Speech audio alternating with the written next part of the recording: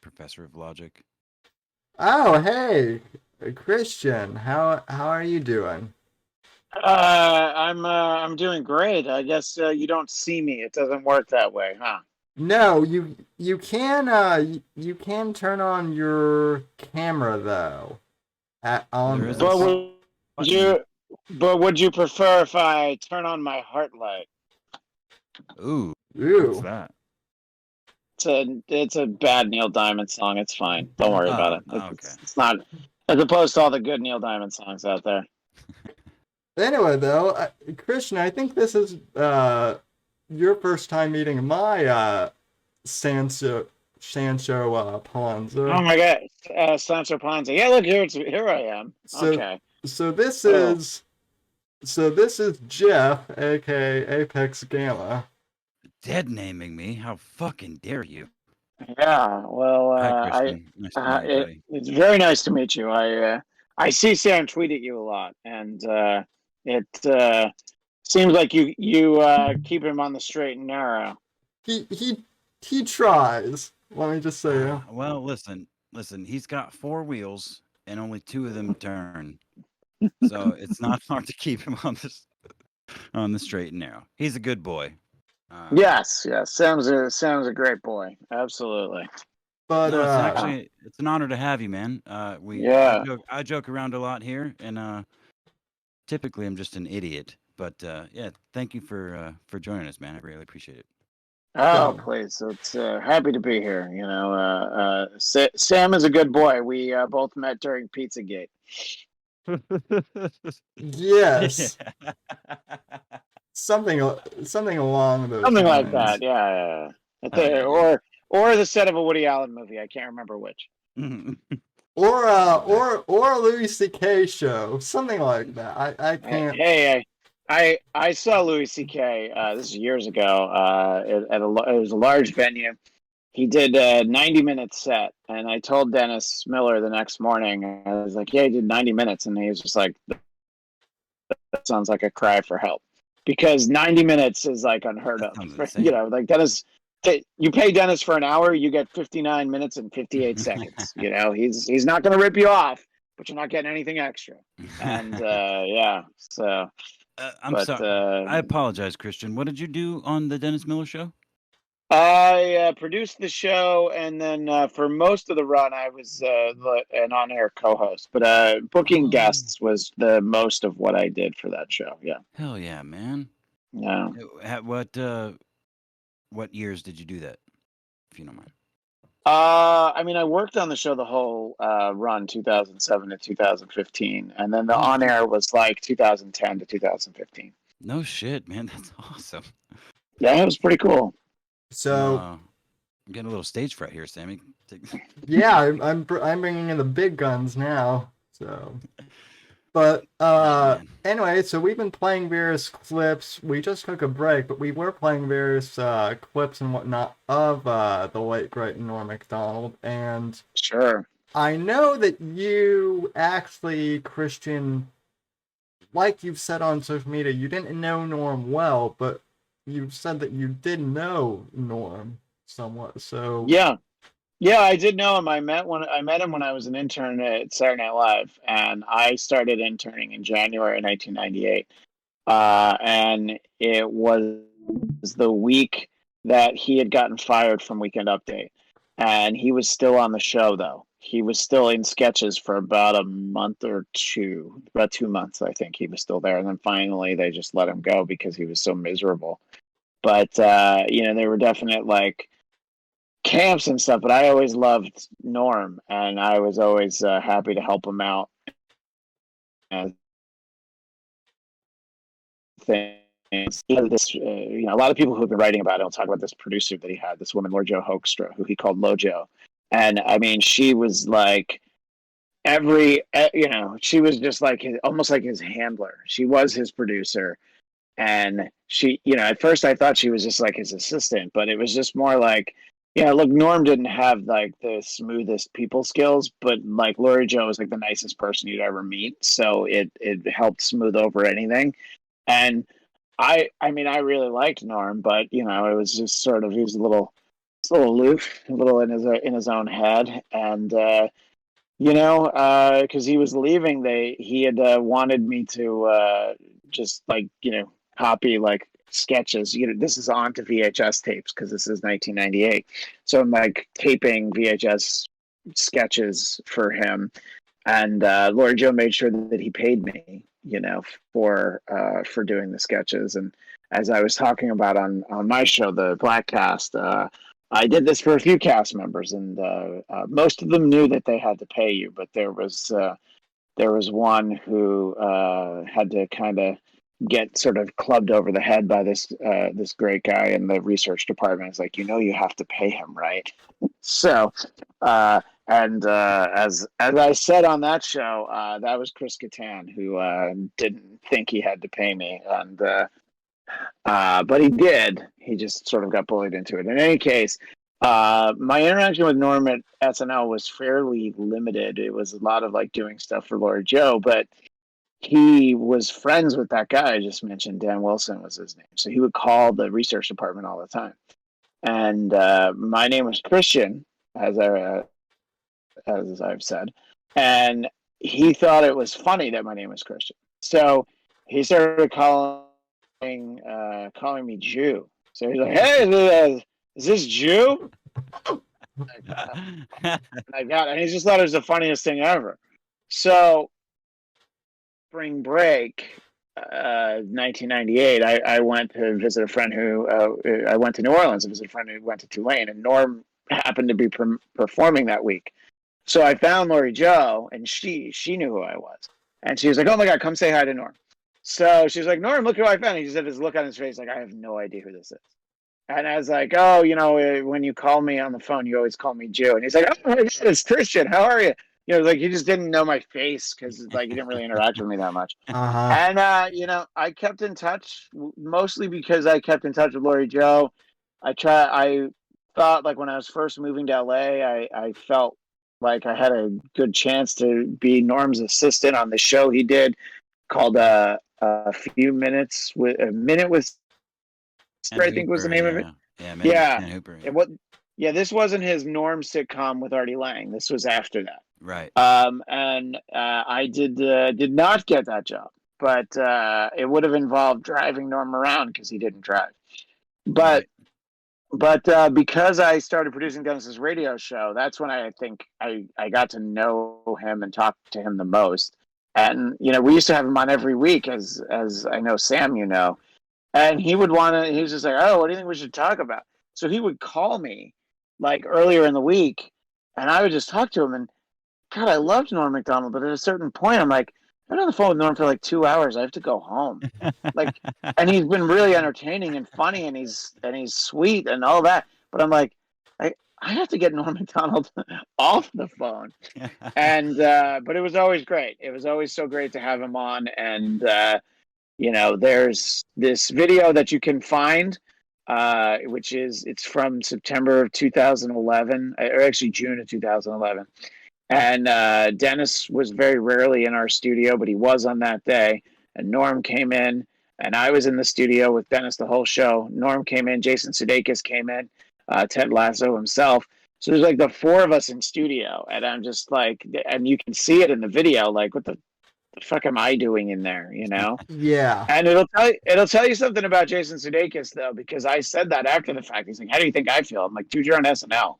He'd already made horrible bosses at this point. It's like, yeah, I mean, you're still new, but Jesus, I'm literally nobody, and I was in that room, and it was amazing. And Norm was always great. Like when Norm would guest host Dennis's show, it was so fun because he'd have to work really close, and he'd figure out who he wanted to have on. So I got a lot of great opportunities to work pretty closely with him. It's just spread out over the course of like 15 years, What Christian, I have to hold on. Go ahead. Sorry, Sam. Yeah. Before I forget, your description of talking to Norm on the phone and like him being just so sweet, and you get to the point where you're like, I got other shit I got to do. Like I got to get off. Yeah. Reminds me of the way he would intentionally bomb so often. You know what I mean? Like, yeah, and I don't even think necessarily he went into most of that trying to bomb, but he he was making himself laugh. You know what I mean? To annoy people, to bother people Yeah, in the most polite way possible was funny, and it is yeah, funny. And that's, I mean, that wouldn't necessarily mean that's what he was doing, but that's just what it reminded me of the way you were describing the sure. story. Because, like most people, I've been binge watching pretty much everything Norm for the last several days. Um, but Yeah, yeah, and myself, it's like I was there for them, but listening to some of the clips from the old radio show, there's just stuff that like if we had recorded it for Dennis's podcast like last year, we probably wouldn't have actually posted it. He like starts off talking about how Huckleberry Finn was being banned in a lot of schools because it has the N word in it. mhm. And he has this whole thing that he goes into is like, yeah, but isn't that book from Huckleberry Finn's point of view? And so Huckleberry Finn is the one who's racist. Why don't you just make Huckleberry Finn a black kid, and then he can use that word, and everything's okay? And it's like it's funny. It's a funny in a very like 2008 way. Right. Now you're just like, yes, that's funny, but you know what? I don't want that headache. Like I don't need the wrong person hearing that and running with it. Norm never You know? cared though. That's No, no, yeah, no, no. He never cared. Yeah. yeah. That's amazing. Do you have? I hate to ask you this, but we've asked each other and anybody else that's been on so far. Do you have like a particular Norm bit or performance or appearance that is like your favorite? There's a couple. The Bob Saget roast Oh is fuck. almost perfect Yes, dude. because Yes. that's one where he was doing it to make the other comedians on stage laugh, That's and he right. didn't care if the audience laughed, and he didn't care if anybody at home laughed. Mm-hmm. This was, and it's like you needed to kind of hold on for a minute or two to figure out what it is, and then you're like, oh, I see what he's doing. This is It's fucking brilliant. amazing. It's Yeah, amazing, man. yeah. Yeah, Oh yeah. he wouldn't go as far as to intentionally bomb. Gilbert Godfrey will intentionally bomb if he doesn't like the audience. He Yeah. will like just beat them over the head with like his worst stuff. Norm, it's like complete and utter indifference. Yeah. He's there. He's like, I want people to laugh, but if they don't, that's okay. But he might do the thing where it's like Dennis would do this on the radio show. If he made me laugh really hard, he didn't care how obscure or stupid the joke was. He's like, I made that guy laugh. That's all right. There's a lot of like individual Weekend Update jokes that come to mind. It's like some of it just because it's so silly, but like and simple. Those are the ones that Mhm. make me laugh. Like the one is, uh, you know, on the Billboard charts this summer, the number one album was Better Than Ezra. Number two, Ezra. Yeah, dude. So, it's just like Just great staring, jokes like that. just Yeah. staring straight into the camera too, with Yeah. like not even a smile on his face. Yeah, And dude, it's I love fucking the thing he amazing. used to do is like a note to self. He had a little pocket tape recorder. And I mean, I spent years just doing that because I thought it was funny. I actually had a pocket tape recorder at one point too. It's like a note to Hell self. yeah. Yeah. Note to Uh, self. Hell yeah. yeah.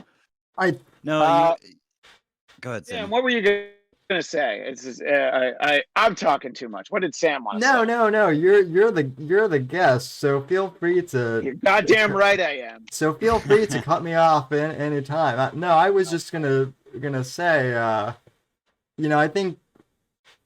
I think there are just so many jokes that Norm did that only someone like him could get away with. Now, like the Michael Jackson pedophile Weekend Update sketches are just, those are genius. Yeah. I mean, everybody knows he got in trouble for doing too many OJ jokes, but his joke that started off Weekend Update the Saturday after the OJ verdict, was, well, it's official. Murder is legal in the state of California. Yeah, dude. It's perfect. Which, Exactly. Yeah. which And I wanted to. Oh, go ahead, Sam. Go Which ahead. by the way, Christian, I know they're saying that Norm died of cancer, but it's a little suspicious to me how OJ has gone silent on Twitter Oh, hello, Twitter world. after yeah, right. Juice. Yeah, I heard Norm McDonald died. I don't know anything about it. Nah, my my kitchen knives are clean. Yeah. yeah, listen, blood does not fit. I just want to make sure his kitchen knives are still Hey, it's Yeah. still that's my lucky stabbing cap. Yeah. all the Yeah. I did want to comment though. You were saying how I can't remember the venue or the event, but I've seen it commented on recently where Norm was somewhere and he was doing really dirty jokes, and I think he was at like a Christian school or it was something church related, perhaps. And the whole audience was like, ah, and he eventually was like, well, how many of you find this, what I'm saying offensive? And, I got a vocal, Mhm. whatever, collection of people, and then asked who was okay with it. And there was like 10 people. And he was like, well, I mean, I don't want to make these 10 people not laugh. Or something, something to that effect. Yeah, Like, yeah, yeah. well, fuck the majority. Like, there's 5 people laughing in this venue of 800 people. That's I'm fine with that. That's good enough for me. Yeah. They're on my level, and the rest of you aren't. It, Kind of thing. it was it really didn't matter what the crowd the mass thought. A friend of mine who worked at SNL while I was an intern. He worked there a little bit. He was there longer than I was, and Norm just asked him one day. He's like, "Hey, would you be interested in submitting jokes for Weekend Update?" And he's like, "Oh my God, yeah, I would love to." And they paid Norm paid $50, well, not cash, but he would like write a check $50 for any joke that they put on the air. And so this guy that I knew, he the first week he did it, he had a joke get in a dress rehearsal, and it didn't really get a laugh. So he's like, that's all right. It was fun that I got in dress rehearsal. But then they put it on the show, and it again didn't get that much of a laugh. So he talking to Norm and Jim Downey, the producer, and he was like an original SNL writer. He used to share an office with Bill Murray, and Jim Downey was just like, "Oh, we didn't care. We just thought the joke was funny. It didn't matter that the audience would laugh at it." And it was something that I learned because before I interned at SNL, I interned at Conan, and the executive producer like met with all the interns once, and he was just saying like, it's something you have to kind of weigh sometimes. It's like if 200 tourists don't laugh at something, it doesn't mean that it's not funny. Now, you don't want to ignore the audience, but sometimes there's times where you're just like, you know what, somebody at home is going to think this is funny, and we're going to do it anyway. And I think that was Norm's approach, and that sort of, I think, gave them the ability to get rid of him from Weekend Update, and so it would have been like a month or two before he got fired from Weekend Update. I went to a dress rehearsal. It was John Lovitz hosted, and Jane's Addiction were the musical guests. That was the main reason I wanted to go. And dress rehearsal for Saturday Night Live is a half hour longer, and Weekend Update is like at least 5 minutes longer. They have a bunch more jokes that they try out, and they're going through all these jokes. And I have a VHS of that dress rehearsal. There's nobody laughing except you hear like one laugh where that person's laughing really hard, and it's me. Like, you can hear my laugh because no one is laughing out of the 250 people in that studio. And I don't know. I mean, I always loved Norm. He just always made me laugh so hard. And it's interesting that suddenly he's everybody's favorite Weekend Update anchor when you remember that people kind of hated him. And he talked about that actually in the hour that I'm talking about of the Dennis Miller Show, which anybody can find this. He talked about like when he started on SNL. So his first season was 1994, and that year was sort of like one of the overall like low points in the show. Janine Garofalo was on that year. Chris Elliott was on that year. And you had some holdovers. You still had Farley. You still had Spade. And the next year is when they got like Will Ferrell, Molly Shannon. Well, she had started a little bit before, but like that's when they had like sort of the big overhaul. So he talked about like how when he started, everybody hated the show. But then like a few years later, everybody's like, oh my God, they're all our favorites. And it's like, it's all just sort of like cyclical, you know, it's like, but you know, the first year he was on, like Weekend Update was kind of the only funny thing on the show. I mean, it was really, really bad that year, you know? But I don't know. I just always thought he was great. And, you know, obviously there's there's so many clips of Conan that are going around, you know, like there's the Moth joke, which is a perfect Norm example of Norm, God. which apparently it's a 20-second joke that Colin Quinn told him that he I was stretched into just 6 minutes. yeah, I was just gonna say that. Yeah, I didn't bring that up earlier, Sammy, but yeah, I just watched that I think yesterday. Norm himself is promoting his book at a college or something, and the person who is talking to him asks him about the Moth joke, and he, for the first time I'm aware of, describes, he's like, yeah, Colin Quinn told me that joke, and you know, the producer for Conan's show, Frank Smiley. Frank Smiley. He's like, that damn Frank Smiley. He was supposed to do one segment, and then Conan's like, we'll be right back with more Norm. And he's like, get back out there, kid. Whatever, you know, get back out there, kid. And you know, so he effectively just took a 20-second joke and turned it into an 8-minute joke by just pulling shit out of Norm's brain. And that's what's so funny about it, is you're literally just watching Norm's brain working comedically. He's pulling out it makes like a Russian tragedy out Yeah, of it. yeah. And, you know what I mean? It's like The man I worked for, Gregory Alinovich, Gregory. and it made me realize I didn't love my own son, and if only I had the courage to pick up that revolver on my nightstand, you know, just the stuff he fills it with.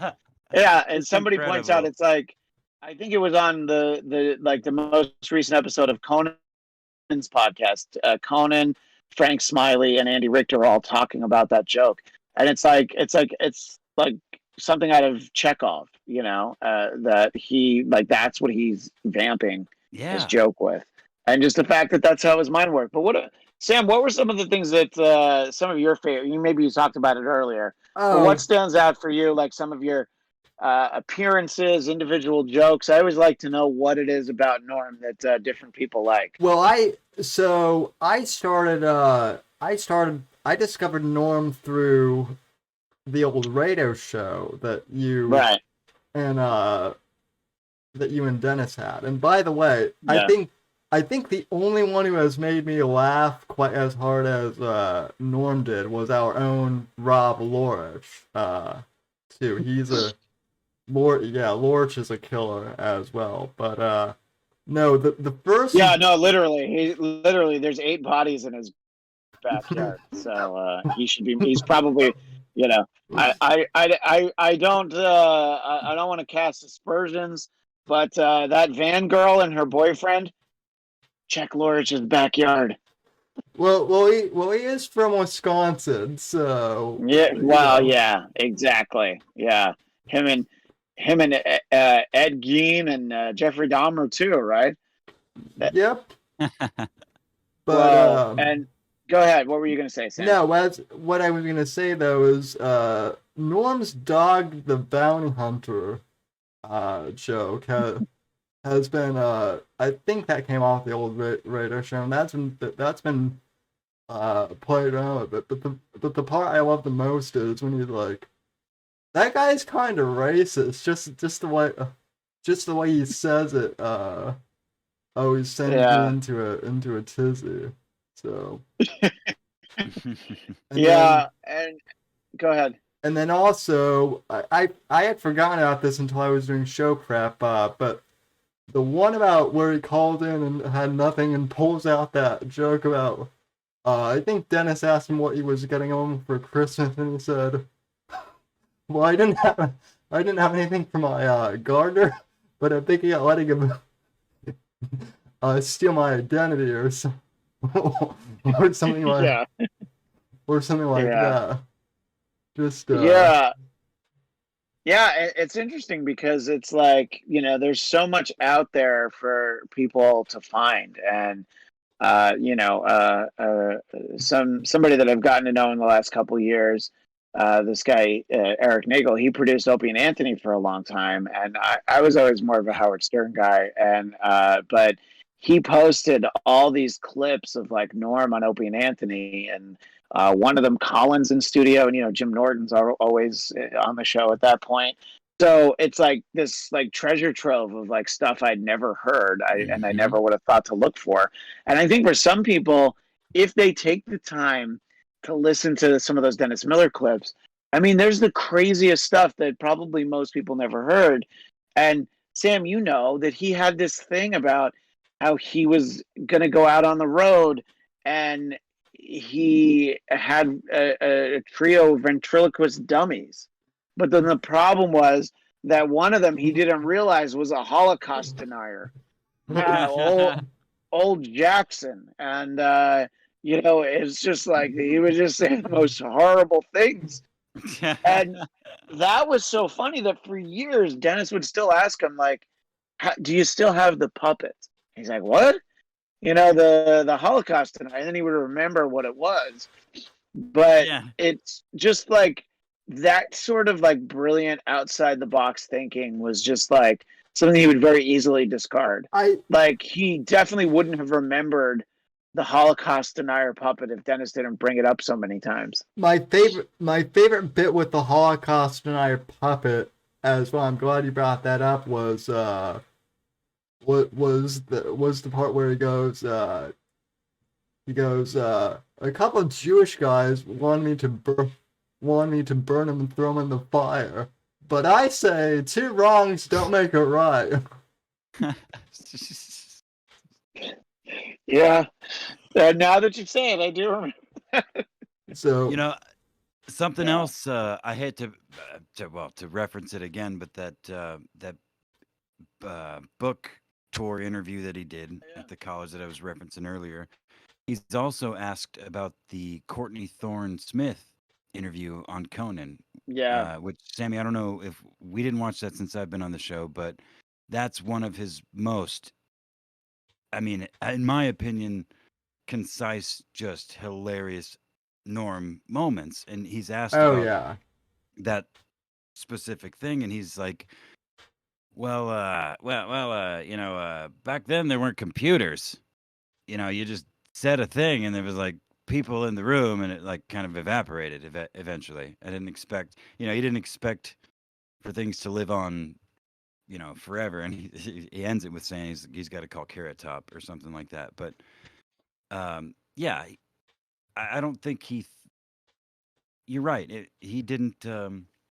No, he just wanted to score, and he thought it was funny. And some outlet within the last few days interviewed Courtney Thorne Smith, and she was just like, "Oh no, I always thought that was funny." Conan would always apologize when he saw me after that, and she's like, "I was in the Carrot Top movie, and they made me go out and promote it, so he did me a favor because she didn't want to talk about the Carrot Top movie, so like nobody really talked about it, and honestly, it probably got more attention from that." But there's 2 moments in there where like you just see how fast his mind works, and he's so excited. The chairman of the board. I know what it's called. Box office poison. Yeah, if it's got Carrot Top in it, it's called box office poison. Poison, yeah. It's like, well, Courtney's the woman sitting next to you's in it. Well, I'm gonna go see it for her though. I'll go see it for her. Norm would never miss an opportunity to compliment a pretty girl. But then Conan's like, "Oh, chairman of the board, you got anything for that? You weirdo." It's spelled BORED, and then just those 2 moments, and you can just see Conan where Conan usually tried to be a good host, and he, legitimately felt bad that like, oh, she's on and he's making fun of it. But I think she at least had the good sense to know like what a great moment that was, even Hell yeah, dude. when that happened. Yeah.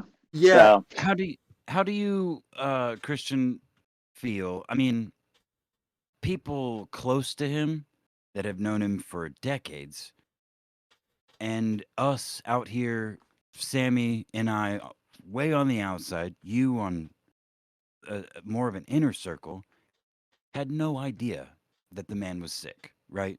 One of yeah, his I wonder, if somebody like Dennis knew. I mean, I can't. I wouldn't ask him. sure, sure. Dennis's manager was also Norm's manager.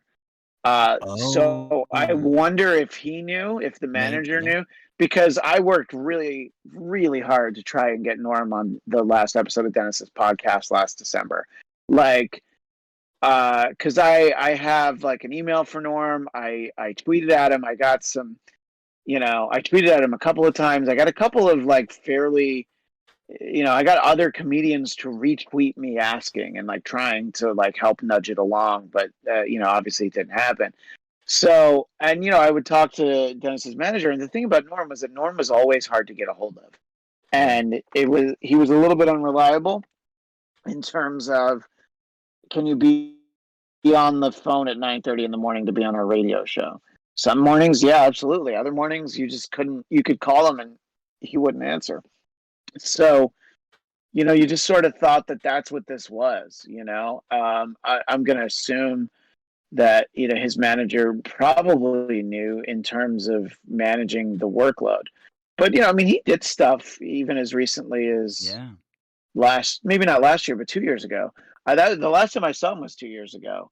He I talked about this on my podcast, the BladtCast. So David Spade had a show on Comedy Central, and on the same episode were Dennis Miller, Norm McDonald, and Kevin Nealon. And so I went to the taping of it, and I hung out in the green room with them, and Norm's mom was there. And there was like, Norm was just talking, being Norm, and even Norm realized at some point, it's like, oh my God, I shouldn't say that in front of my mother. And, she's Norm's mom, so she's just like, He knows, she's like, right? it's nothing I've never heard. She's like, she's very sweet. And watching him with his mom was actually very sweet. But what I Yeah, he always lived with say, his mom, right? He still lived with I his mom. I think maybe later. I actually don't know. I don't know that for sure. But what I've said about that, hanging out in the green room with those guys, the three guests in Spade, is that if that had been the show, all of their careers would have been over that night. Just sort of the laid back freewheeling conversation we had about Yeah. just the world, people in show business that they couldn't understand how they were successful, things like that. Right. And yeah, so it's obviously I figured, it was like, oh my God, Norm, we got to have you on the podcast soon. It was like one of those. Mhm. I didn't think like, oh, I'll never see Norm again. So Right. I don't know who knew. I'm going to assume some people did. And I do know that the woman I referenced earlier when I first came on, Yep. Lori Joe, was with him when he Absolutely. died, and Right. she, it's. I've said to a few friends that I hope that Norm like wanted her to write a book, just because of just the stuff that she has been with him. She's with him. I mean, she worked on SNL before Norm was on, I think. So, because Norm started Wow. in like '93, and I think she'd been there, for a few years before that. So, Didn't Norm work for Dennis too at one point? yeah, Dennis had a syndicated late night talk show that was produced by the Chicago Tribune. It was in 1992. I think it lasted 8 months, and Norm was one of his writers on and so was Judd Apatow, and I forget who else. But if you look, the guys who created Will and Grace, Dennis would call them Muchnick and Puchnick. If you look up the list of writers from the 1992 Dennis Miller show, it's crazy who worked on that show.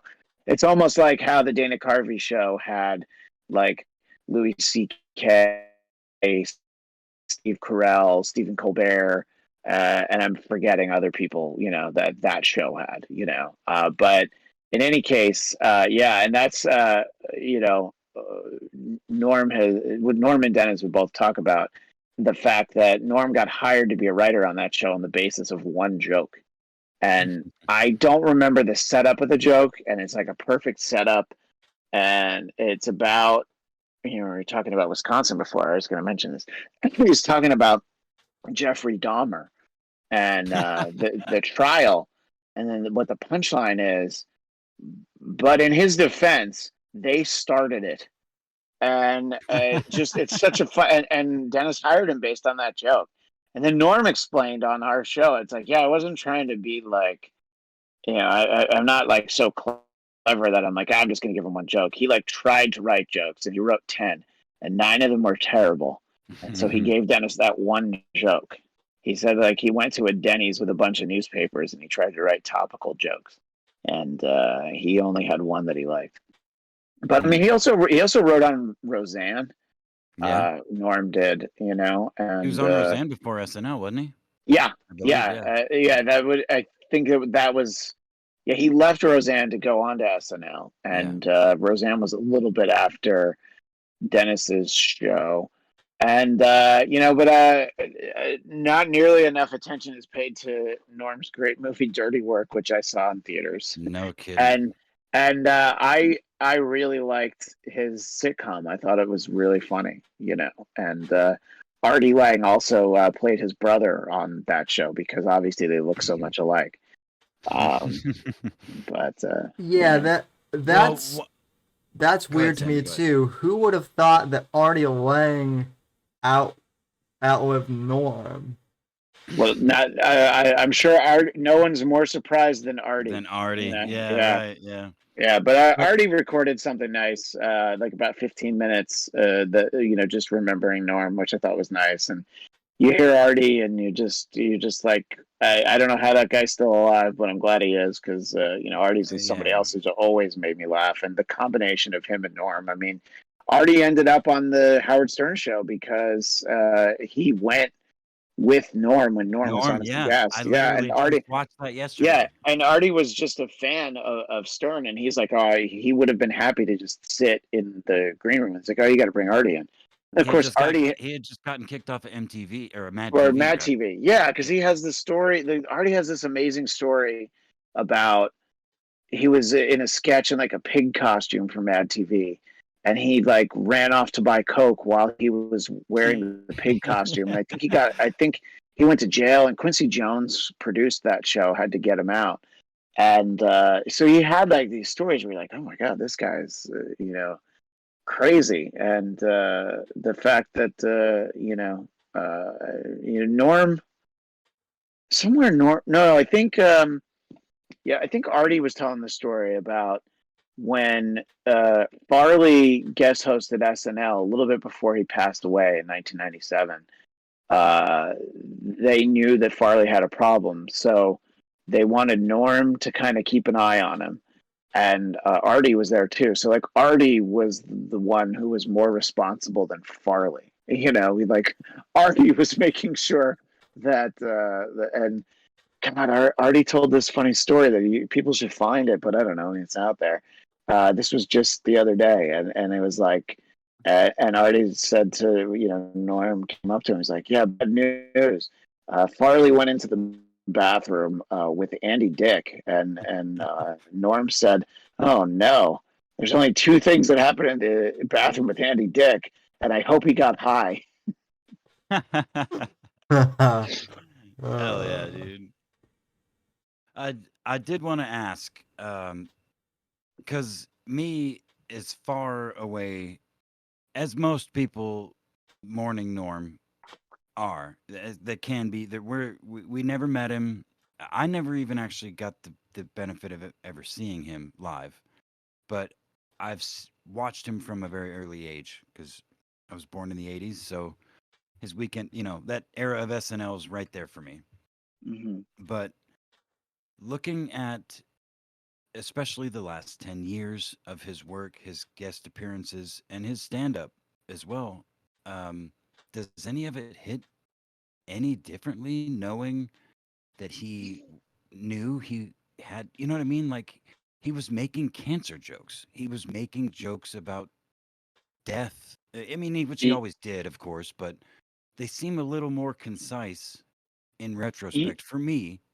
Yeah. No, there's the one that's making the rounds where he's talking about like, it's like it's not really like you don't really beat cancer. Cancer doesn't beat you. Like when you die, the cancer dies too. So it's That's really a right. draw.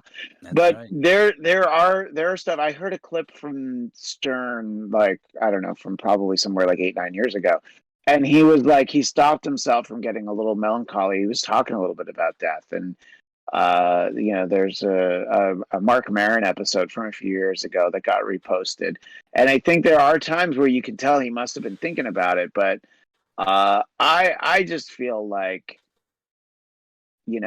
he this is just complete guess because I don't know what Yeah, was in sure. his Go ahead. mind, but I think that he didn't want anybody to look at him any differently, and he didn't want to ever have this exchange with any human. Was Mm-hmm. How are you doing? Oh, how are you Mm-hmm. now? And it was just like, oh, it's fine, and Yeah. It was always the that's really joke. kind of what I thought. Yeah. It was always the joke for him, man. And that's Yeah. again in retrospect, the only thing that hits different for me is just his dedication to that, because that was always obvious to me.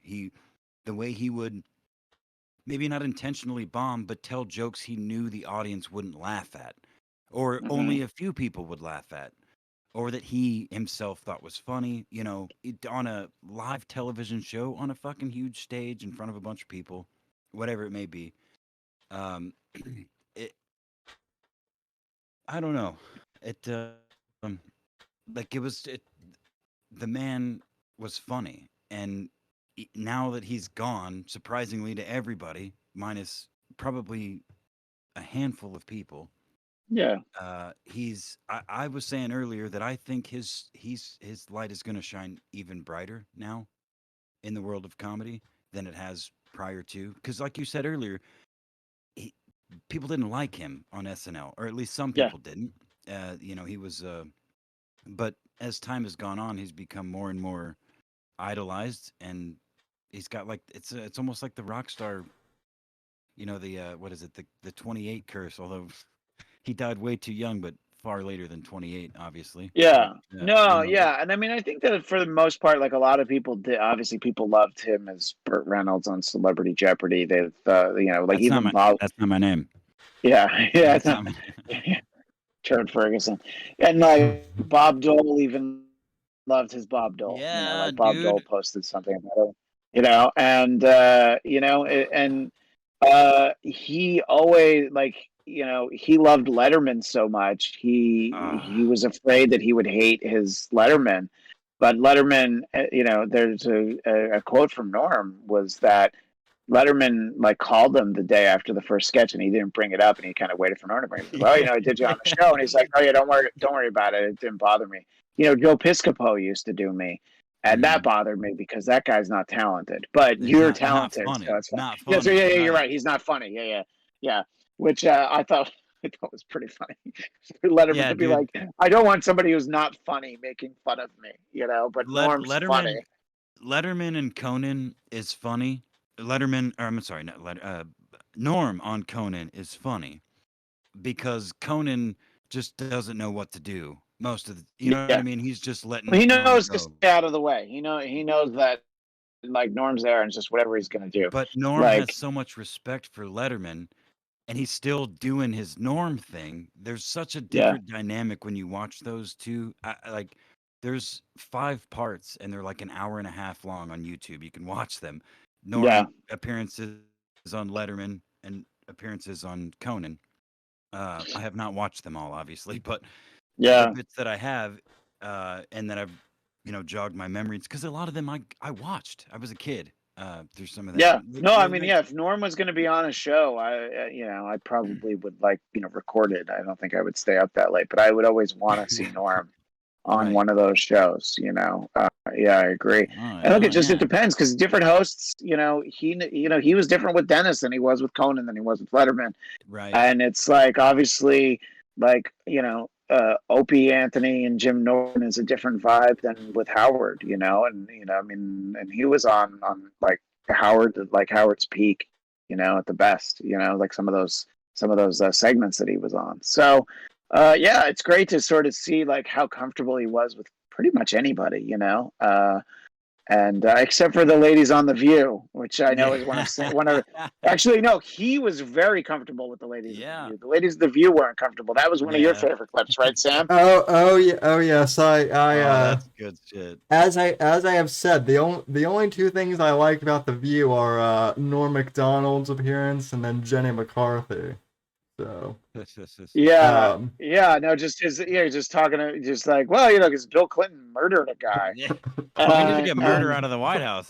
Yeah, and then I thought it was funny because they like tried to move on. He's like, he wouldn't. I thought it was matter of fact. I thought that was a matter of public record.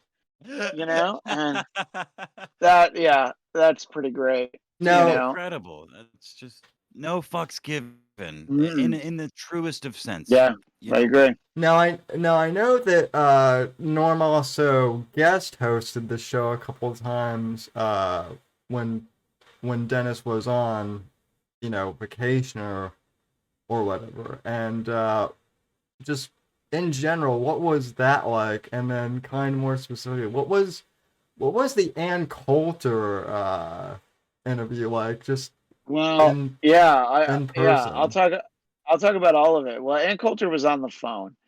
But a lot of times, when somebody would guest host, they would they thought of all these people they'd want to talk to. And, I would ask anybody for a guest host. It was fine.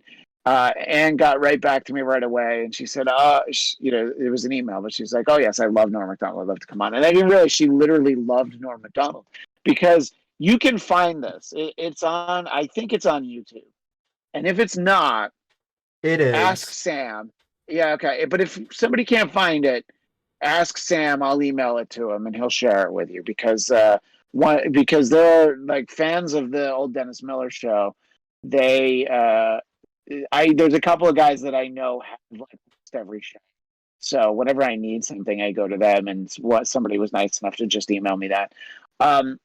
She's just like blatantly like flirting with him, and it made Norm uncomfortable because he's like, what? No, she's just a nice lady, But it's it's so funny. But having him guest host was great, because he would get really excited.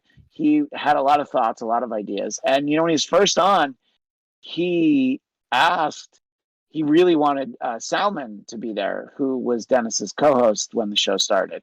And Sal was honored to be asked by Norm. He was just like, if Norm wants me there, I'll be there, because essentially if Dennis wasn't there, Sal didn't have to work, but he came in for Norm. And Norm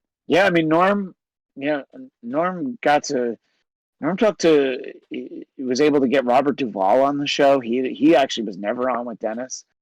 And I'm trying to remember some of the other people that he brought, other comedians and stuff. But it's very funny, because when you listen to these old shows, I talked about this on the BladtCast. I don't know if you saw this part, Sam, but he was talking to this comedian, this guy named Todd Glass. This is in like 2009, and he starts off. He's like, the name Todd is kind of a gay name, like not like Shecky. Like Shecky's like a good like manly comedian's name, and he just wouldn't let it go. And then of course, like 3 years later, Todd Glass comes out as gay, and I don't think Norm would ever have even remembered that he had that conversation, but I don't think that if he did and he found out he was actually gay, he would have been like, oh my God, I'm so embarrassed. He would laugh extra hard. He's like, oh my God, I said that he was gay. And he really was. So, but yeah, no, those shows were great. And this guy that we used to work with, Dave Coelho, we called him Munga on the show. He wanted to hear the Billy Joe Shaver episode, because this outlaw country artist, Billy Joe Shaver, that Norm liked. And he listened to it, and the first thing he said to me is like, I forgot how good he was. Like, Norm would have been good at doing that kind of show, but I just think the consistency of doing it every day was the problem. Guest hosting a couple times a year was good, and obviously he was great at doing his own podcasts and that sort of stuff. But Yeah, it seems he was pretty lazy, actually, when it came to a lot of the work. yeah, well, yeah, Yeah. I think that's why Lori Joe worked so hard. Yeah. But and it was fun. I mean, it was like that was the best thing about like having guest hosts on that show was that having Norm McDonald one day and Andrew Breitbart the next day, and you'd have really fun shows, but completely different shows. Yeah. And Yeah. it was fun, and it's not that. Obviously, the real fun was doing the show, almost every day with Dennis, but just to mix it up, and we had Tucker guest host. I forget who else we had. We had Scott Baio guest host. We did a lot of Hell different. We yeah. had a lot of different stuff, and it was cool. And then of course, then I started guest hosting, and then it all went downhill at that point. No It's way, all your fault. you guys had Tucker guest host this show? A few times, yeah, because he was between TV gigs. Like it was, because Was after he still CNN, wearing a bow tie? no, Jon Stewart made him get rid of the bow tie pretty early on. It was like, because remember he was after CNN, I think he was on MSNBC, unless I'm completely no, I think he wasn't he? No, Before he Fox. was. Yeah. So, but like after that, when he just had the Daily Caller website, he wasn't doing anything, and like I think he was probably interested in possibly doing radio if TV hadn't come calling. He could have done guys like O'Reilly and Hannity. He could have done both, but he probably was like, yeah, TV's enough. But so we had Tucker a few times. We had Tony Snow before he passed away. He was like going to be one of Westwood One's like regular guest hosts. For like their political shows. And then the difference with having guest hosts a lot of time that we would have in studio, we had Corolla guest host. So it would be cool because you'd actually have your host there in the studio, whereas like Dennis was usually at his house, which is way more common now than it was in 2007. Yeah. Yeah. I've always gotten the feeling about Dennis, and I get the feeling. I've said this about 3 comedians. I've said this about Norm, Dennis, and Adam Carolla.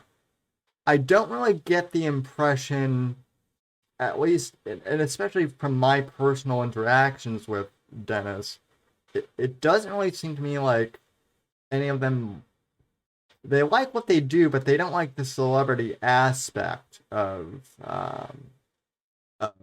their gig, if that makes sense. Dennis, for sure, Well, kind of yeah, Dennis in particular, but I don't think any of those guys like love show business. Like there's people who love show business. If I was really in show business, I would love it, and it's because I'm not that makes me feel like I just wish I could. But like when I was an intern at SNL and I got to go to those after parties, and you would see like the really really famous people who weren't even wouldn't even waste their time being on TV that night. I get it how people get excited about it, but I think Dennis had that. And then he was much happier, living up in Santa Barbara with his family and just, having show business be something that he drove to, and like show business was a job or whatever. And I think the same with Norm is that, he never really dressed in a way where he felt like, oh, I'm going to try and become more famous, Yeah. His sports hat. Yeah, exactly. And I mean, I think one of the things in one of the compilations that I was listening to last night in preparation for this was from the old radio show, and I forget which date it was, but in one of the call-ins that Norm had with Dennis, Norm goes to Dennis, well, I always expected you to be a lot bigger, and Dennis goes, yeah, well, my career peaked after Bordello of Blood, and after that, Yeah. I didn't, that Yeah. was it Well, for me. Norm said that a few times. He said that same hour I keep referencing when Sudeikis was in studio with them is that Norm always thought that Dennis was going to be really big, and the thing is like. Dennis could have had a little bit of a different career, but I mean, it's some people will forget just how huge he was on that HBO show. I mean, Yeah. that HBO show won all the comedy Emmys every year. Nobody else should have even bothered trying. You know, like The Daily Show when Jon Stewart did it, like was that show. You know, it always won everything. You know, and I had friends who were writers, so they were winning Emmys every year. And I had friends on Dennis's show who won Emmys every year.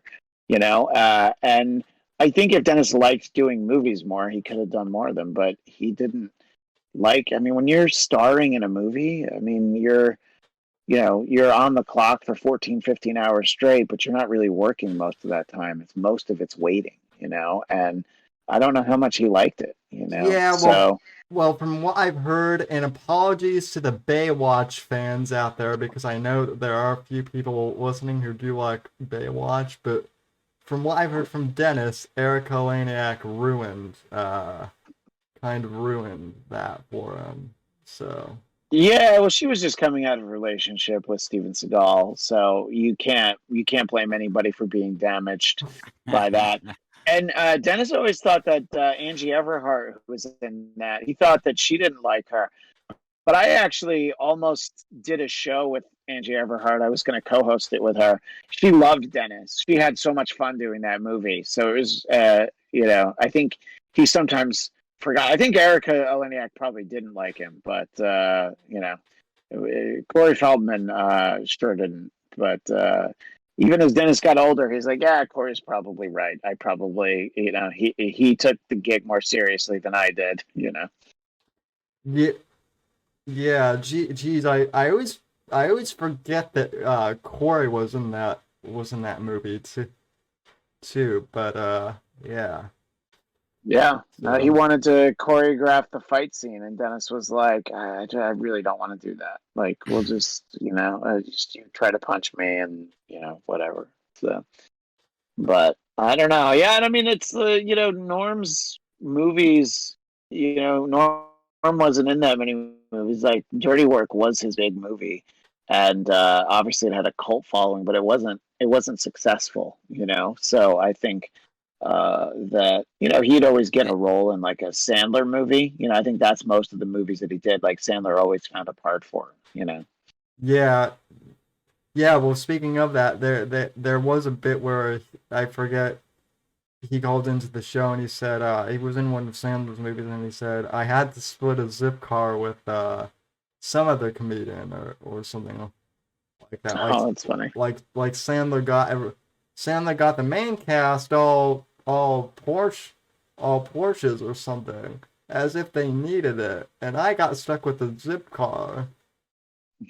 So, or something. That's pretty great. But, Speaking of Norm's masterpieces, Christian, I just introduced Sam to the Mike Tyson Mysteries cartoon. Oh where yeah. Norm is the pigeon. The pigeon, yeah. Yeah, if you haven't watched any of that or enough of that, you should, because it's the most crude you've ever heard Norm's voice.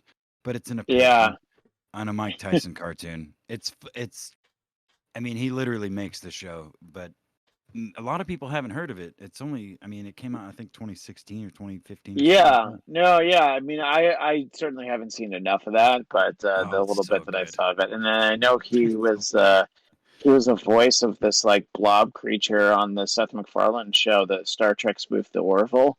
So yeah, he's got like 2 lines every couple episodes, but it's his voice, so it's always so funny whatever he says. Exactly right. And Seth MacFarlane used him a lot because he was originally the voice of Death on that show, and then I think they had Corolla take over. But he would be like he would be the Grim Reaper. Yeah. And and yeah, exactly. So incredible. I have, you know what? Of all the things I've watched, has Dennis come out publicly and said anything about Norm? I don't think so, and I honestly don't know if he will. If he does, it would probably be, he still has an interview show, a TV show called Dennis Miller Plus One that he does for, I think it's called RT America. And if he interviews another comedian, they'll probably talk about Norm. He'd talk to like Spade or something. But I mean, Dennis isn't a big like issuing a press release guy. Like if we were still doing the podcast or the radio show, Like when Robin Williams died, we spent a lot of time on that because Dennis knew Robin really well. Yeah, I But remember that. yeah, and that's the only show that Dennis ever asked me if I could send it to him on a CD so that he could like keep it. Was that because like Carvey was on and we had a bunch of people on, like a lot of No people who knew shit. Robin. Yeah, so I don't know that he'll say anything, and you know, I didn't expect him to. I just yeah. I mean, I know how much he really liked Norm, and he's known him for a long time, you know, but he's probably not somebody that he feels like he should weigh in or what have you, you know. I traded an email with him. I just sort of wasn't sure what to say, but I actually sent him a couple of the links because in case he thought it would be fun to like listen to old Norm bits, because I was just like, this is something that's helped me out. So, but yeah, it just depends. I think because I know that this was close, like when regular guest for our show, Orson Bean, an older actor, when he passed away, Dennis called me and when Andrew Breitbart died, we were like doing the radio show. So like we talked like before we even went on the air about that, you know. So it's like when somebody that we cared about has died, it's usually been in the context of like we're working together. So we kind of need to talk about it. Well, this one, I just wrote to him and just was like, I don't know. I felt like I should say something, but I didn't want to like, I didn't want to ask him anything. Right. Yeah. Well, when Norm passed away, I saw something on Deadline's Twitter, because I think from what I saw, they were the first to break Deadline. I didn't even know he was sick. The story. Exactly. And, they were the first, and I had a friend text me, somebody who works for somebody who used to be a writer on SNL, and he texted me, and I was just like, well, I hope that's not true, but you know, usually, more often than not, these things turn out to be true, you know, and so yeah, when I think Deadline was the first place because I wanted to verify after my friend texted me, you know, I was just wanted to make sure. Yeah, well, when I saw the tweet from Deadline, I went and searched Norm's name, and like for the first 5 minutes, there wasn't anything out there. So I'm like, is this an intern like doing like a bad joke or something? And then and then 10 minutes later, everything just kind of it all came in at once like a torrent. Yeah. I was at work, man, and I just happened to check Twitter. And like I was saying earlier, Sam, Norm, the I'm Not Norm channel is one that I'm subscribed to on YouTube, and they're regularly posting just different content. Like Norm hates Barbara Walters, or Barbara Walters hates Norm, or you know what I mean, and putting a bunch of clips together and shit like that. So that's part of like a weekly It has been a part of a weekly rotation of just mindless content that I consume and laugh at, because it's mostly why I watch YouTube, is to laugh. Mm-hmm. And all I could think was like, of course. I mean, of course, of course. No, I think is all I tweeted. No, God damn it, no. Yeah. It's not God's fault, but whatever. It's whether you knew him or not, I think that's what I find so fascinating about this, is whether you, like you, Christian, who had the fortune of not only getting to see him live at shows and stuff, but knowing him to some degree, and those of us as far away as we could be and just knew him from his content, literally only from his content, all are seemingly reacting pretty similarly, and it's that says something. Yeah. What I kind of find so cool about him, though, and maybe I'm just projecting it, but it seems to me like his comedy was not that far off from who he was as a person, though. From kind of what I've gathered, like Norm is Norm, if that makes sense. Yeah, no, I think that's about right. I mean, I would say the same thing about Dennis too. You know, the comedic persona is not that different from the when the cameras or microphones aren't on, and Norm was pretty consistent. Norm just sort of had that other level that when he knew he wasn't going to get in trouble because, it's not being broadcast, it would go into overdrive a little bit, but I think everybody's that way. And I think you're right. I think that you got a feeling you kind of knew the guy because it's sort of like a lot of the way that he does his comedy, sort of like the example of the Moth joke is like you see the way his mind's working and the way he's filling it. I mean, he's in the Aristocrats documentary. He's got a good one too. I mean, you can argue whose is the best, but Gilbert's is pretty legendary. But just watching the way his mind works, you kind of feel like you know him a little bit more. I mean, it's as opposed to like a guy who's artist. but as opposed to like a guy who's super polished, like Jerry Seinfeld. I mean, he's very prolific and he's incredibly funny, but you're not watching him work stuff out. It's like it's all by the time that it gets recorded, it's all well figured out.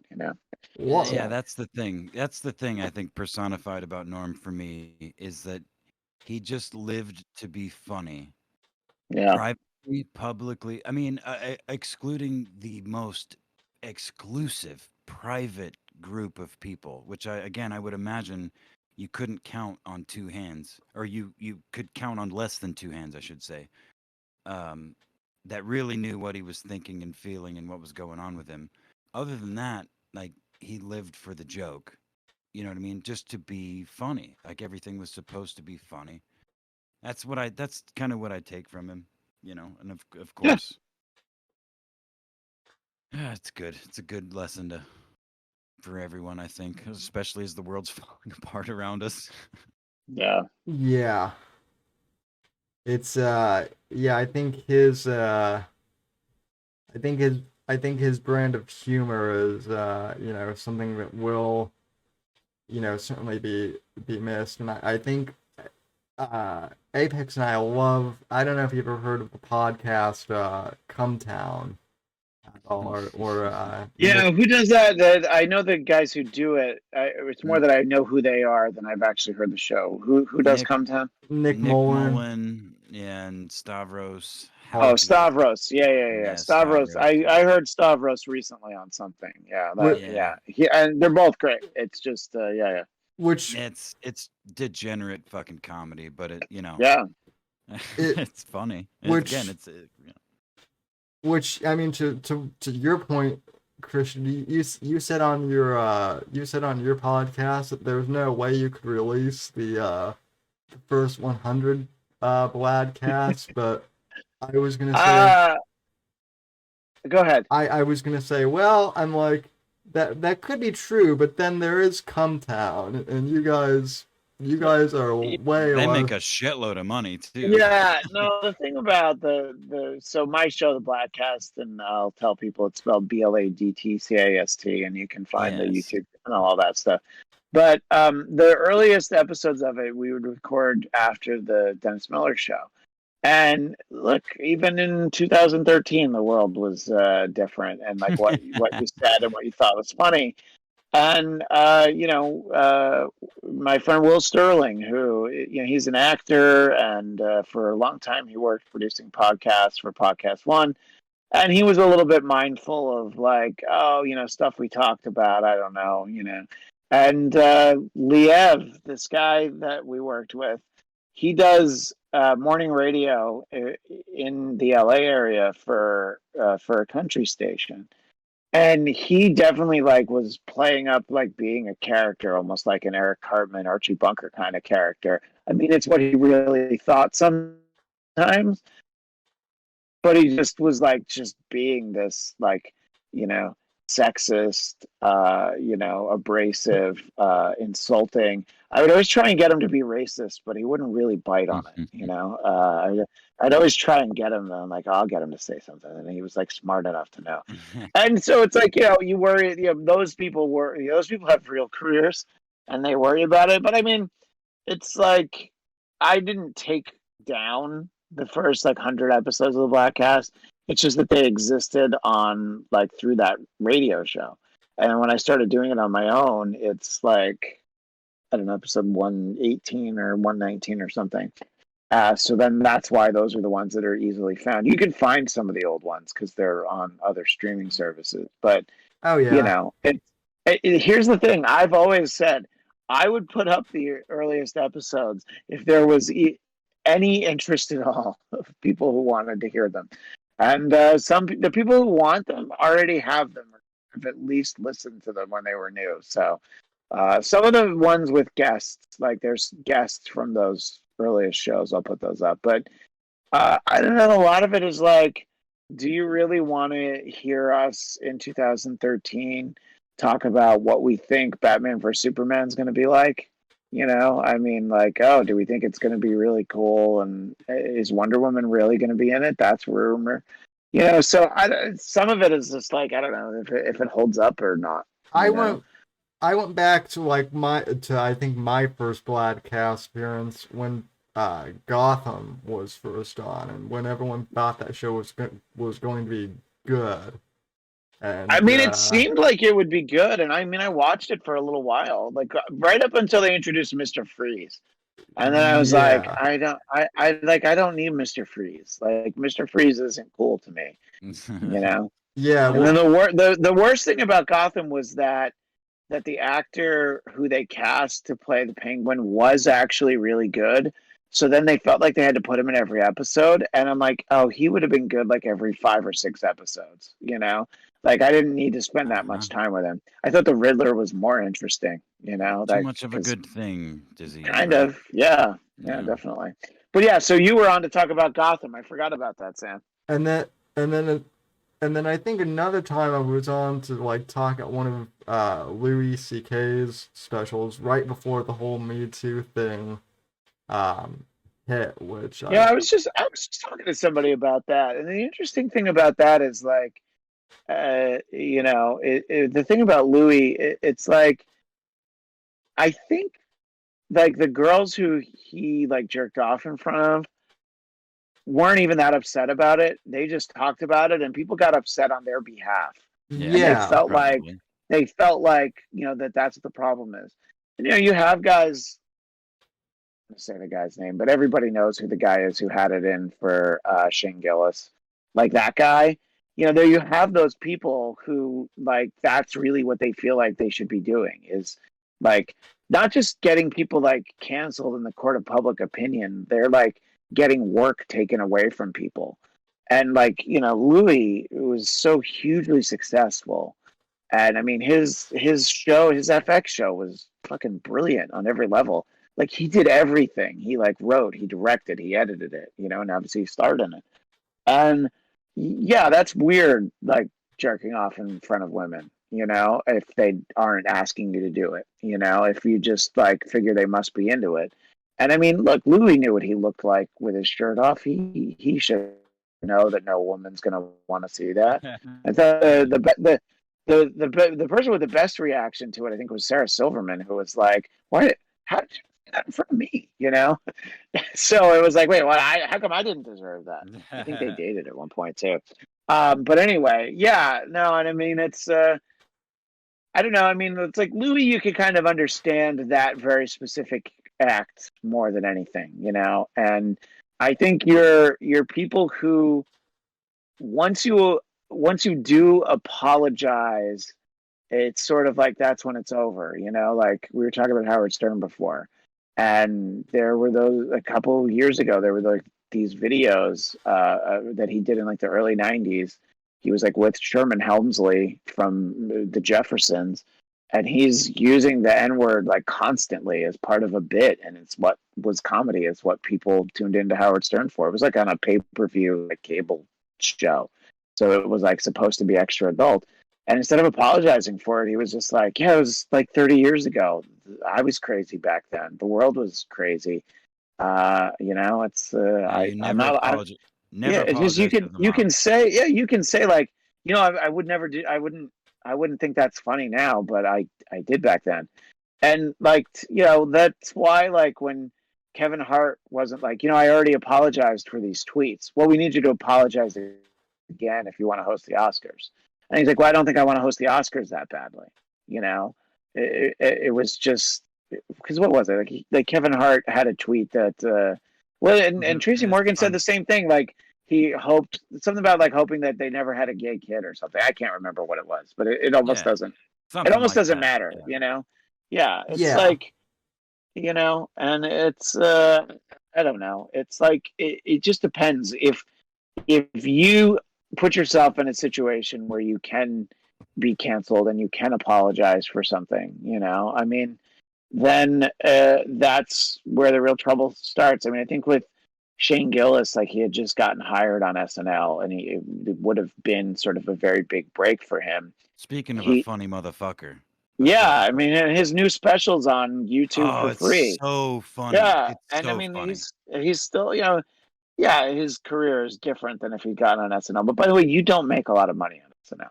You know, it's more that it's like a springboard to other things. And it's sort of like an old media sort of thing anyway. So in theory, that guy's going to be fine. But yeah, I don't know. I'm sorry. This was just because you mentioned Louis, and I literally just been talking about Louis the other day about obviously how funny Louis still is. Yeah. But even people who know that he's funny aren't going to say that Louis is funny, you know. He's one of my favorite comedians, and you know when the Me Too. Whoa. Sorry, Yeah. Sam. Good. We got hashtag cancel Sam Whitfield. No, I was saying whoa because Shane's fucking new special has 1 million views already, and it came out 7 days ago. Yeah, I'm sorry. I didn't mean. What were you saying, Sam? Believe me, they're gonna cancel me over probably over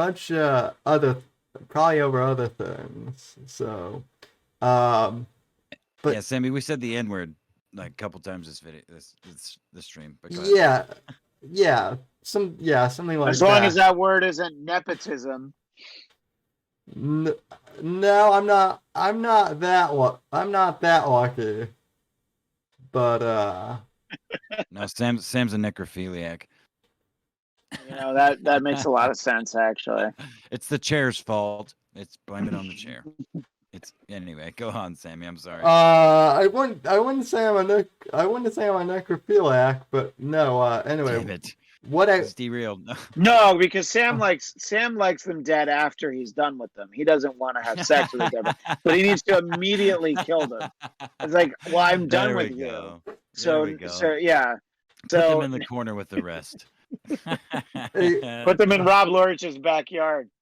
Exactly. Well, you know, I learned all my. Did you get Lorich to come on your show? I remember you said you were going to have him on at some point. I haven't gotten him on yet. I was going to get him on, and then January 6th happened.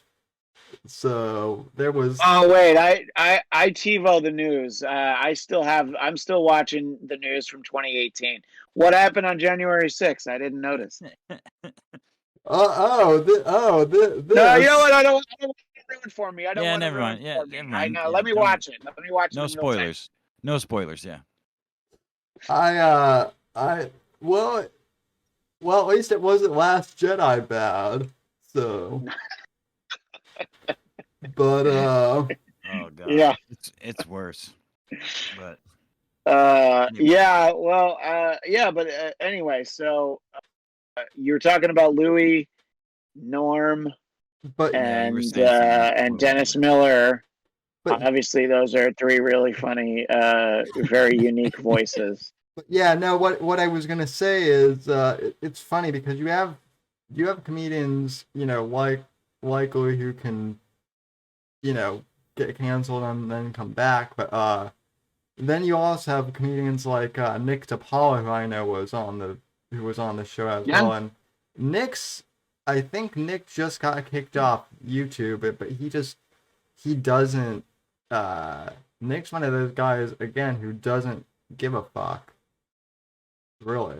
Yeah, and he's actually one of the first people I knew who gave away their stand-up special on YouTube for free. Yeah, so, he was one of the first ones. Like Louis is one of the first ones to just sell a special on his website directly instead of like trying to, get it on a cable channel or a streaming service. But I remember that Nick did that. Yeah, Nick, it's interesting because Nick is from a slightly different school where he is very outspoken. but it's more politically charged in a lot of ways. So, Yeah. and what I've always liked Nick. I've always thought Nick's very funny, and I always liked having him on as a guest. But I will tell you that there would be every once in a while there'd be something that Nick would talk about, and then we would talk afterwards. It's like, let's take that one thing out, not because Nick shouldn't be allowed to say it, but it's more that like we don't want our lives to get complicated because we had this conversation, and Right. it's like, Sure. it's like joke about Hunter Biden, fine.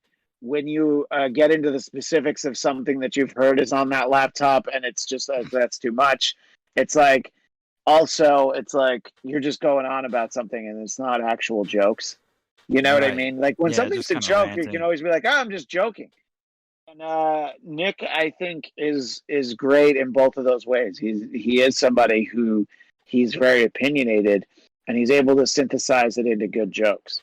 And I think you have a lot of people who on you'll have examples of both people, but the example that I always think of is the sort of the present day version of Stephen Colbert, who I think when he had a show on Comedy Central was funny, and now it's like not about being funny, it's more about like preaching to people, and I'm like, well, who wants that, So it's like I don't know. I think that more people watch Gutfeld's show than even watch the Late Show or the Tonight Show anymore.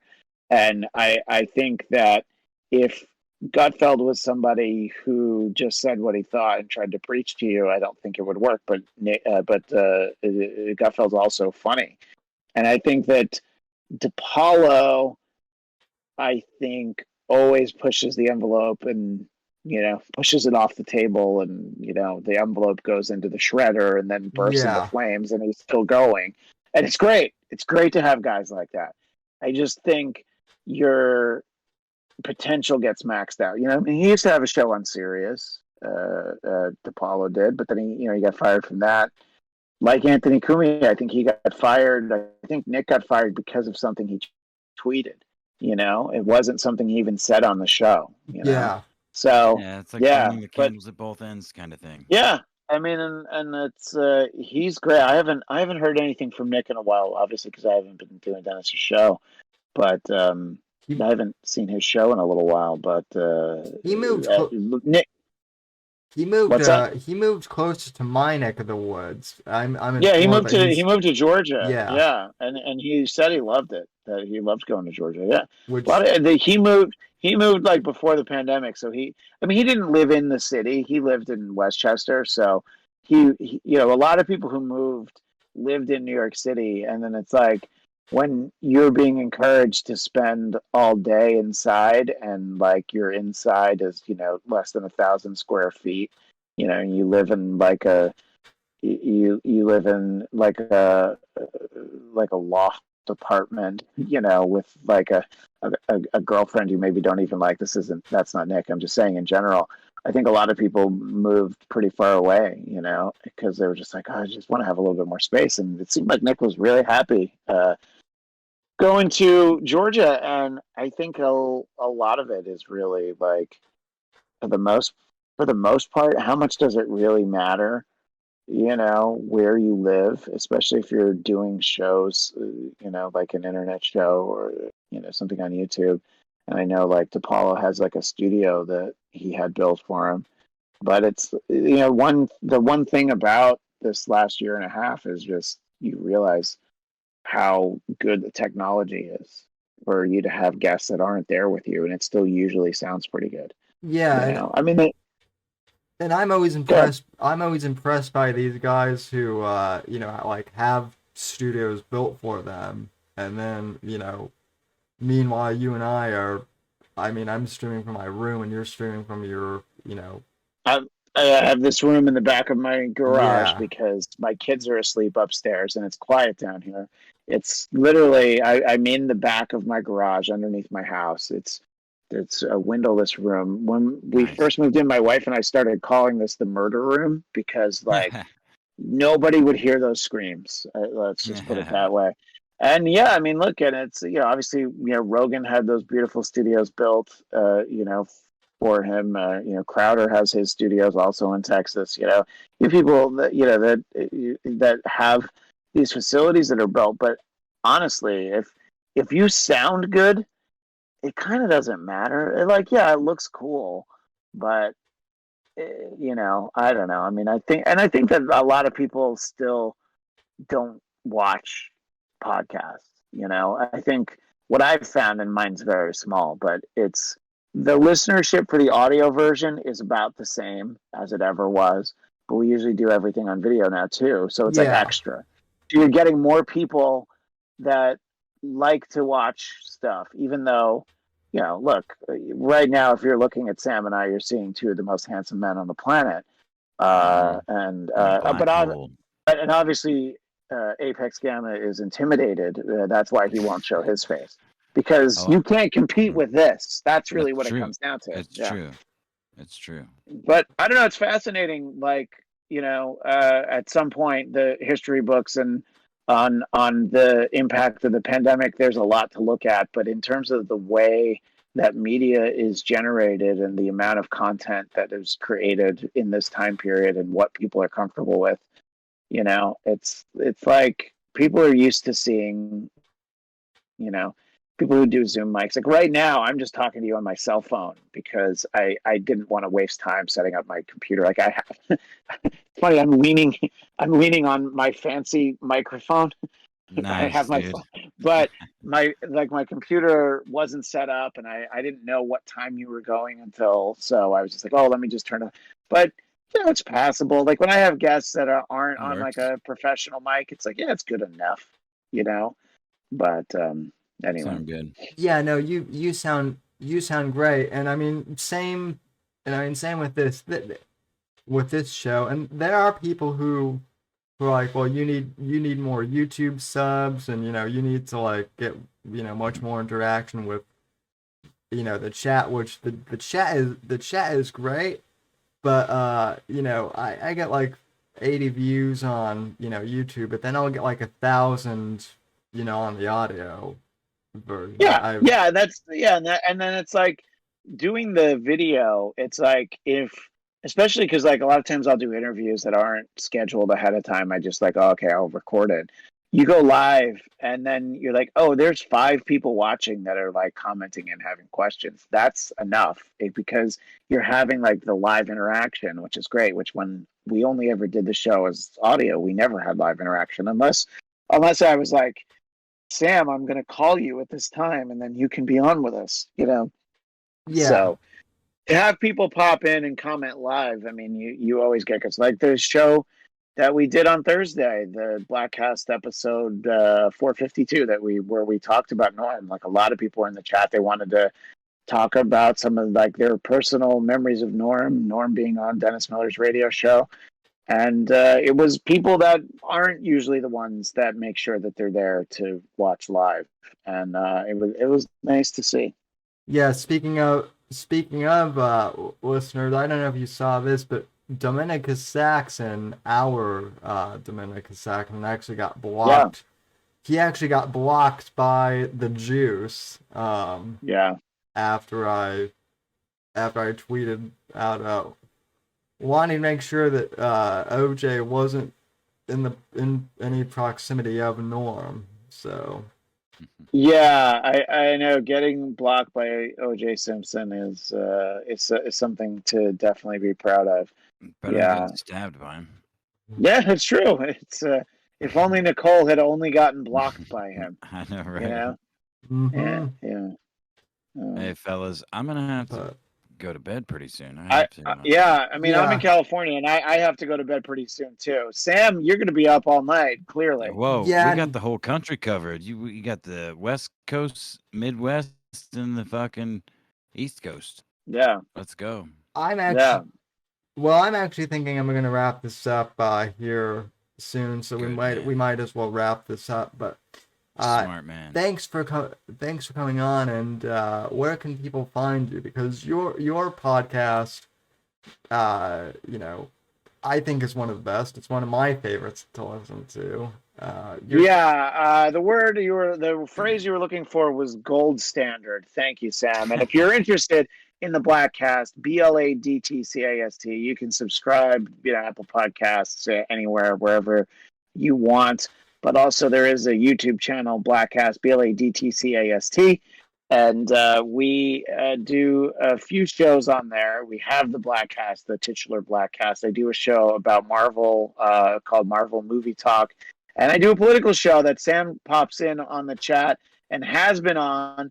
And we went for the comedic. It used to be called the Trump Report, and we call it Biden time now. And I've had Sam on, but I want him to be on with my co-host because it's a little bit of a Southern California echo chamber for my co-host. So I like to get representation from other people. So we just it's been hard to figure out schedules, but I want to have you on with all of us at some point. So. I'll try not to torture them too much. So yeah, well, I know them both, and they're both very nice, and it's I don't know, and I think it's just sometimes I'll put stuff out there, and I'm a fairly centrist guy. I try to.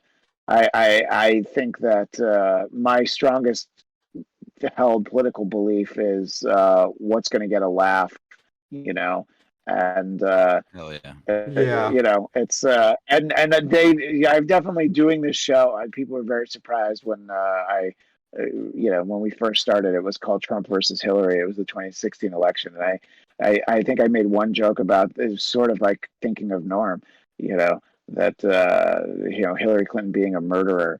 And the one guy in the panel thought it was hysterical, but the others were like, "What's wrong with you?" I'm like, "What is that about?" I thought everybody knew. I was kind of like Norm, but anyway. So yeah, I have those shows of the BladtCast YouTube channel, BladtCast, and you can find me on Twitter and Instagram at ChristianDMZ. And I usually want people to listen to all my stuff, but if you don't listen to any of my stuff and you don't watch any of my stuff, please go find those clips of Norm McDonald on the Dennis Miller Show. They're out there. The hour he did in studio with Dennis, myself, and Jason Sudeikis is just great. It's like pure Norm, and it's a lot of fun. And you'll also ask yourself, what the fuck was that guy doing in that room? Isn't me? Hell yeah. Well, Christian, dude, thank you so much for joining us. I know you and Sammy go way back, but as the prestigious co-host here in the old chunk of coal, as it were, I want to thank you. And Sammy, thank you, as always, for having me on. Thank you. Go ahead and send us out, man. So thank you, chat. Thank you for everyone listening, by the way. Go listen to Christian.